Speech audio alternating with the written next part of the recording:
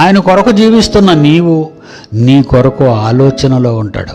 నీ మీద నీకు పని పెట్టి పంపితేనే కదా. బయటికి వెళ్ళేటప్పుడు నా పిల్లలు బయటికి వెళ్ళారు, పని మీద ఎలా ఉన్నారు, ప్రయాణం ఉందా లేదా, ప్రయాణం చేస్తున్నారా లేదా, ప్రమాదం ఏమైనా జరుగుతుందేమో అని తల్లిదండ్రులు ఇంటి దగ్గర కనిపెడుతుంటారే, అలాగా నీ కన్న తండ్రి నీ గురించి కనిపెడుతున్నాడు. అంటే నువ్వు ఆయన పనిని భుజాన వేసుకున్నప్పుడే ఆయన నీ కొరకు ఆలోచనలో ఉంటాడు. మర్చిపోవద్దు.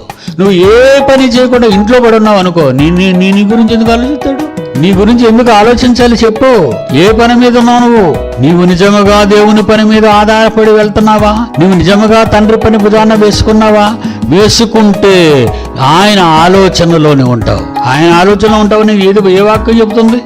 13వ వచనం చెబుతుంది, సాధారణముగా మనుషులకు కలుగు శోధన తప్ప మరి ఏది మీకు సంభవింపలేదు, ఎందుకంటే నేను సంభవింపనియ్యను. అది దేవుని ఉద్దేశం. దేవుడు నమ్మదగిన వాడు.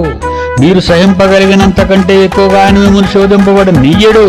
అంతేకాదు, సహింపగలుగుటకు ఆయన శోధనతో కూడా తప్పించుకుని మార్గమును కలుగు చేయును.